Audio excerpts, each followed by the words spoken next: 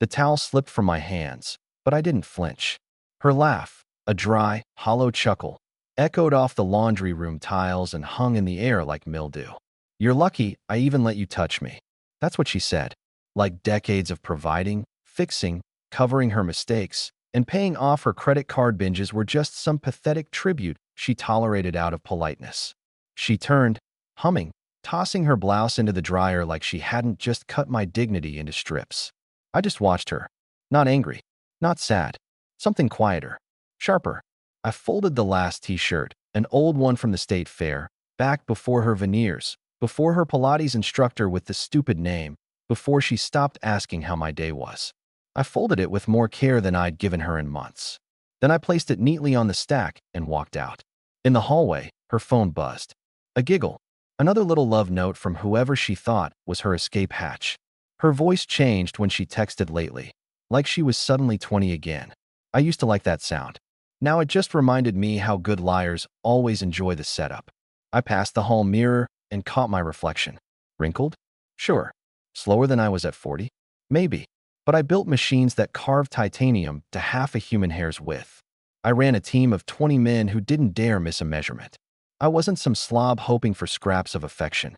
In this house, though, I was a placeholder. And placeholders don't argue. We execute. Downstairs, my office was waiting. That drawer hadn't been opened in months. Not since I noticed her client meetings somehow always included Tuesday dinners at the Burstone. And conveniently, those dinners never made it onto the brokerage account. Inside the drawer was the box. Small, smooth oak. I carved it myself after retiring. It was supposed to hold cufflinks. Instead, it held clarity. I opened it. Empty. Not for long. I flipped open my laptop. No rush. No drama. Just a man doing what he's always done, cataloging, protecting, cleaning up someone else's mess. The folder was there, waiting for the day she smirked. First up, emails from her realtor friend, Celeste, about fun weekends in Ridge Hill. Dates matched perfectly with the retreats she swore were training sessions. One even included a rental car receipt in Vanessa's name, with a second driver added. Spoiler, it wasn't me. Then the texts. She never knew I synced her phone to the family iPad 6 months ago. Thought it was just for Netflix in the guest room. One thread caught my eye. Can't wait to see you outside the sheets for once LOL. Thumbs up reply. Then a mirror selfie from him. Hotel bathroom, shirtless. Same wallpaper as the Burstone. Same betrayal in the air. The printer clicked on. The first of the emails slid out. Lavender-scented paper and stale desperation. She thought I didn't check receipts. But I don't check receipts. I check patterns. And people like her always leave fingerprints. I stacked the first evidence in the oak box. The lid didn't close yet. It would. Soon. She came down later that night, makeup off, wrapped in that smug little robe she wears when she wants to play affectionate wife. You didn't say good night, she said, fake concern dripping from every syllable. I figured you were tired of touching me.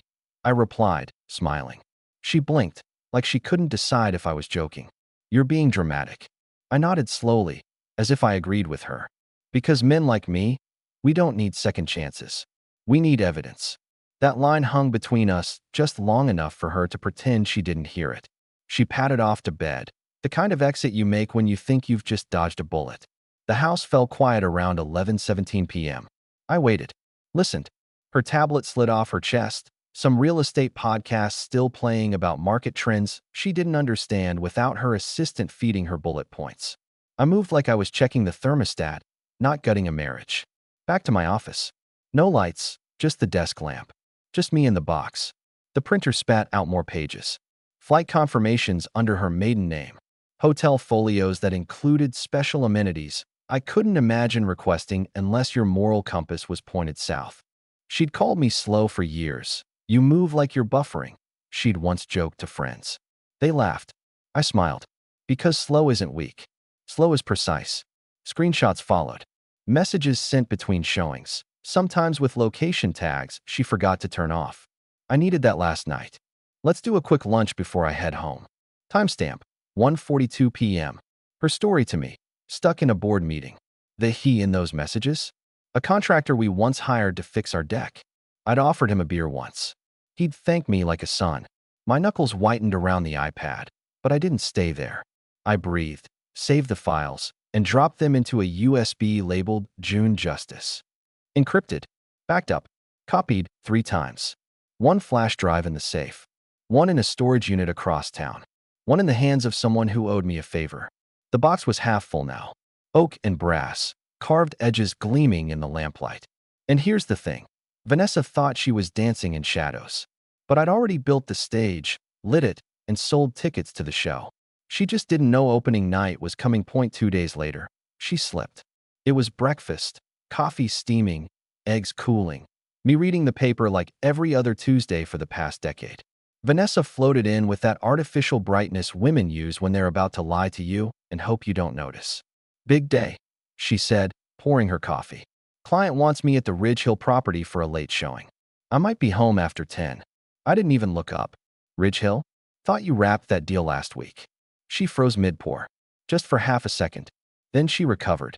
Oh, different client. Repeat buyer. Sure. I flipped a page of the paper, nice and slow.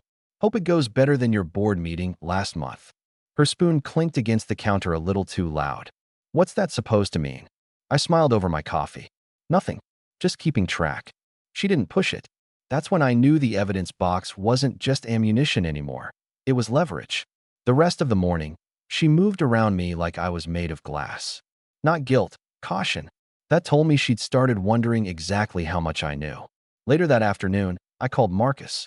Not the lawyer this time, Marcus the banker. Old friend. Discreet man. I need you to start a quiet separation of assets, I told him. No alarms. No statements going to the house. And pull the property records for the Burstone Hotel, last 6 months. He whistled low. That bad? Worse, I said. By evening, Marcus had emailed me 3 PDFs, hotel folios under her name, each with charges for champagne, private dining, and spa treatments for 2. Always on the same Tuesdays. Always on nights she came home, too tired to eat. I printed them, slid them into the box, and sat there staring at the neat stack of paper like a man looking at a loaded gun. Upstairs, I could hear her on the phone, laughing. Not the kind of laugh she used with me anymore, the kind she used to reel someone in. She had no idea she'd already been caught in a trap with walls so tight she wouldn't even have room to fall. And I wasn't planning to close it just yet. The moment she realized I wasn't just suspicious, that was the day the air in our house changed. It started small. I came home early. Not early enough to be suspicious, just early enough to disrupt whatever narrative she'd planned for the day. She was in the kitchen, typing furiously on her laptop. When she saw me, she clicked the window shut so fast you'd think it was a federal raid. You're home early, she said. Her tone wasn't curious, it was defensive. Traffic was light. I replied, setting my keys in the dish by the door. Figured I'd surprise you. She tilted her head like a cat that's just spotted movement in the grass. You don't usually do that. I guess I'm full of surprises. I didn't ask what she'd been working on. I just walked to the fridge, poured myself a glass of water, and leaned against the counter like I had all day to watch her think. And oh, she was thinking. Her fingers hovered over her keyboard, like she was deciding whether to reopen the tab or burn the laptop in the sink. The silence between us was different now. Before, it had been the tired quiet of 2 people with nothing left to say. Now, it was a chessboard, and she didn't know what pieces I'd already moved. Over the next few days, she started asking odd questions. Do you ever get bored here? Do you talk to anyone about us? What would you do if you thought I wasn't happy? I answered each one with a shrug and a smile, like I was humoring a stranger on a bus. I could see the frustration simmering in her eyes.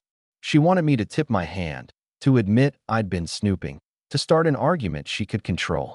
But that's the thing. Arguments are battles. I wasn't interested in battles. I was interested in the war. Wednesday morning, Marcus called. I pulled your joint account records for the last year, he said, his voice low. You might want to sit down. I was already sitting in the garage, next to the workbench where the oak evidence box now sat like a small, patient animal. She's been moving cash. Small amounts, under the reporting threshold. Looks like she's been doing it for months. Almost always on Tuesdays. Hotel days, I said. Exactly. She's not just spending on him. She's stockpiling. My guess? She's prepping a getaway fund. Might not be for a while, but it's there. I thanked him, hung up, and added the bank statements to the box. They went right on top, because those weren't just proof, they were motive. That night, she came home late. hair windblown, smelling like lavender soap that didn't match the one in our bathroom. How was Ridge Hill? I asked. Her eyes flicked to mine, then away. Fine. They're making an offer. I nodded. Good. You'll have to tell me all about it at dinner Friday. She froze mid-step. Friday? Yeah. I booked us a table at the Burstone. Thought it'd be nice to see what all the fuss is about. For the first time in months, I watched real fear cross her face. It was subtle, just a flicker, but I saw it. She recovered quickly, forced a smile. Sounds nice. Great, I said, as if I hadn't just set a trap big enough to swallow her whole. Friday came, and she dressed like she was auditioning for a perfume commercial, black dress, hair glossy, smile calculated. We walked into the Burstone lobby together. She was tense, eyes darting like she expected someone to jump out from behind the concierge desk. I kept my hand on her back, steady, guiding her like I was leading her into a dance. At the table, I ordered wine. She picked at her salad like it was full of landmines. Halfway through the meal, the maitre d' approached. Mr. and Mrs. Clark, welcome back. So good to see you again. Her fork froze in midair. She didn't look up. I smiled at the maitre d'. Funny, I don't recall being here before. Oh, my apologies. Must have been another Clark, he said, but his eyes told a different story. When he left, she tried to change the subject. I let her, because the real blow wouldn't land tonight. Tonight was reconnaissance, watching her squirm, seeing how fast she reached for her water glass when I mentioned the word Tuesdays. By dessert, she was practically vibrating in her seat. We should go, she said. Sure, I replied, waving for the check. Long drive home. Don't want to keep your clients waiting. She didn't speak the entire ride back. The next morning, she was gone before I woke up. No note, no text, just absence. I didn't panic. I went to the garage, opened the box, and began sorting everything into 3 piles. Infidelity, hotel receipts, texts, photos, and maitre d' slip-ups. Financial, bank statements, cash withdrawals, hidden transfers. Character, lies, contradictions, and little moments like the laundry room insult that started this whole thing. When I finished, the box was full to the brim. Oak lid closed neatly over the weight of her own actions. That's when I knew I was ready to move from defense to offense. By Sunday, she was back, acting like nothing had happened. She kissed my cheek, poured herself coffee, and started talking about repainting the guest room. Sounds good, I said. You know, maybe we should do more than repaint. Maybe we should redecorate the whole house. Fresh start. She smiled cautiously. You mean together? Oh no, I said, sipping my coffee. I mean for the next owners. Place is worth more if it's staged right. Her smile froze. You're selling the house? Correction, I said, standing. We're selling my house. You just live here. That was the first time she didn't have a comeback. And that silence? That was better than any argument I could have won. Because she finally understood, this wasn't suspicion. This was the end game. By Monday morning, I'd already spoken to Marcus again. The goal was simple. Quietly remove her from every corner of my financial life without making her smell smoke. She'd always fancied herself the clever one, so I knew she wouldn't expect me to play invisible until it was too late. Move the investment account to a separate holding, I told Marcus. Use the corporate trust we set up 2 years ago for the patent work. She's not on that paperwork. Done, he said. You want me to notify her? I almost laughed. No. She'll find out when her card stops working, and by then, we'll already be celebrating. I didn't confront her. Not yet. Instead, I started making small, calculated changes, things that didn't look like war moves unless you knew what to look for. The joint credit card? Expired. The Amazon account? Technical error, logging in from her phone. The second garage door opener she kept in her car? Missing, because it now sat in my desk drawer, right next to the oak box. She noticed in bits and pieces. Did you cancel the card? She asked on Wednesday morning, holding up the little plastic rectangle like it had betrayed her. Must be fraud, I said without looking up from my coffee. Bank will send a new one. In the meantime, use your own. My own's maxed out, she muttered. I made a note of that. Another weakness. Meanwhile, Marcus delivered the gem I'd been waiting for. A chain of transfers from her private account into a separate savings account under a maiden name she hadn't used in 20 years. That's not legal, he said flatly. No, I agreed, but it's very useful. It went straight into the box. By the end of the week, The net was so tight she was practically tripping over it. On Friday afternoon, she came storming into the kitchen, waving her phone. Why did my access to the brokerage site get revoked? I looked up from my laptop. Maybe they're upgrading the system. You should call them. I did, she snapped. They said I'm not listed on the account anymore. I closed my laptop slowly, leaned back in my chair, and said, interesting. She stared at me like she was trying to figure out which version of me she was dealing with. The one she could bully or the one who was already holding the detonator. She chose wrong. If you're trying to scare me, it's not going to work, she said. Oh, this isn't to scare you, I replied. This is to make sure you don't leave with anything that doesn't belong to you. For the first time since the laundry room insult, she actually shut up. That night, I made my move. I waited until she was upstairs, getting ready for bed, which I assumed meant texting him. I went to my office, opened the oak box, and laid everything out on the desk. Hotel receipts, texts, bank records, even a printed photo of her walking into the Burstone with him, courtesy of a contact I had in security. Then I opened a fresh manila folder and labeled it in black ink. Vanessa, exit strategy. Inside went a signed petition for divorce, drafted months earlier by my lawyer just in case. A copy of the prenup, she'd forgotten we had one, because it only came into play if she cheated. And finally, a letter from me, addressed to her, sealed but not yet delivered. Saturday morning, I put the whole folder in the passenger seat of my car and drove to my lawyer's office. Drop it? He asked, looking at the folder. Not yet, I said. I want her to think she still has control. Gives me more room to maneuver. He smiled. Cruel. Necessary. Back at the house, she was in the kitchen, scrolling her phone with a smile she couldn't hide. Good morning, she said like she'd just been crowned queen. Morning, I replied, taking my time with the coffee. You look happy. Just a good mood, she said. Enjoy it, I told her. Could be the last one for a while. She frowned, but I left before she could reply. Let her stew in it. The following week was all about timing. I scheduled a fake business trip for Tuesday, one of her favorite days for extracurricular activities. Before leaving, I set up a small camera in my office, aimed right at the desk where the oak box usually sat. I moved the box to the safe, left the desk drawer open just enough to make it look tempting. Then I drove exactly 3 blocks, parked, and walked back through the wooded path behind the house. I waited. Sure enough, within an hour, she was in my office. She opened drawers, shuffled through papers, even checked under the blotter. She didn't find the box, but she did find one single sheet of paper I'd planted, a printed email to my lawyer, subject line, proceed. Her face changed instantly. The confidence drained out, replaced with that tight, nervous smile liars get when they realize they've been outplayed. She put the paper back exactly how she'd found it and walked out. I had her, not because of what she did, but because I saw in her eyes that she knew I had her. That night, she was quiet at dinner. No phone on the table. No fake smiles. Finally, she said, we should talk. I nodded. We will. Soon. Her fork froze. When? I smiled. When I'm ready. Here's the thing about revenge. It's not about yelling, smashing things, or even exposing someone right away. It's about taking away the one thing they value most. Control. By the time I was done, she wouldn't have a dime in her name, a property to stand on, or a story she could tell without my evidence shredding it to ribbons.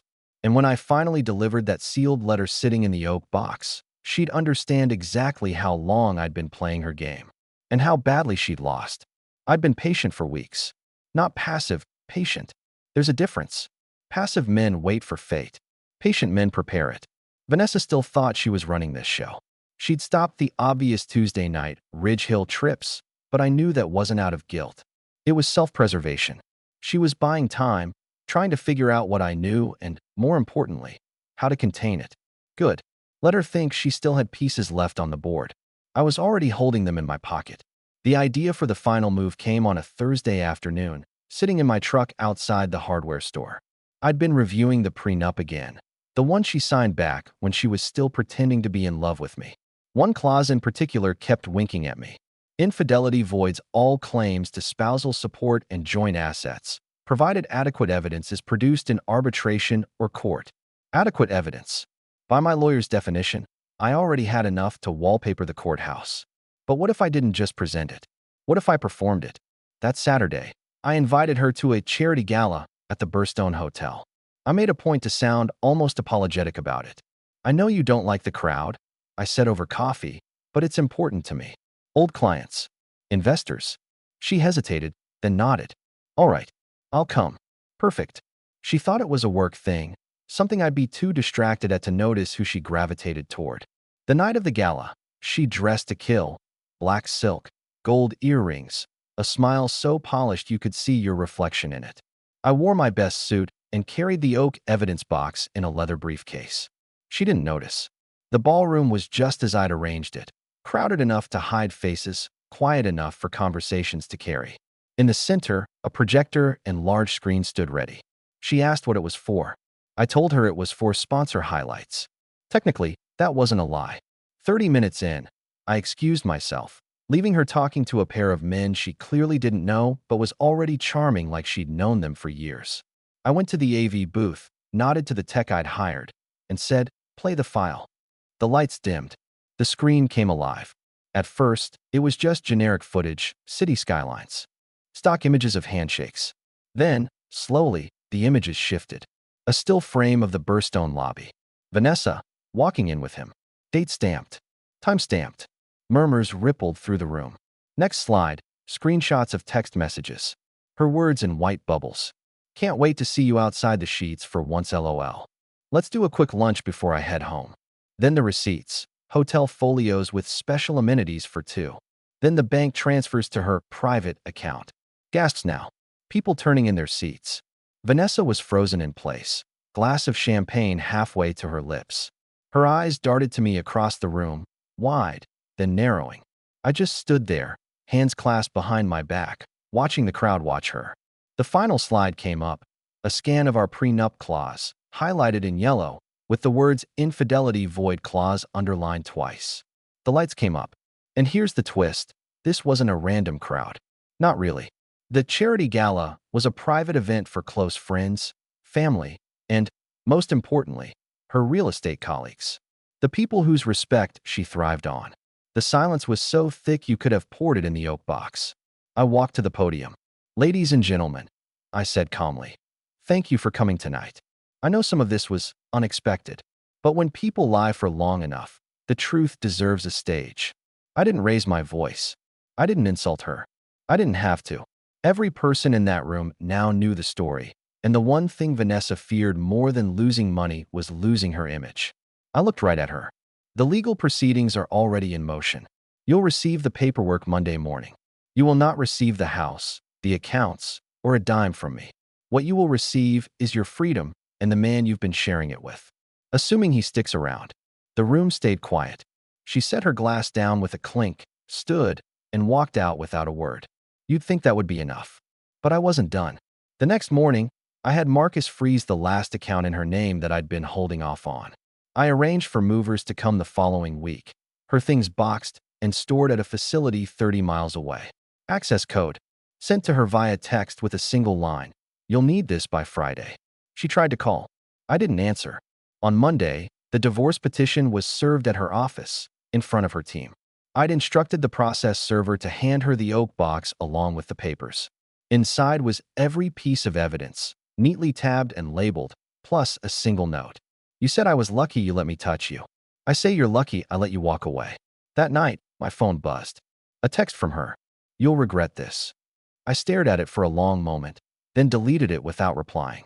Because here's the truth. She still thought this was about revenge.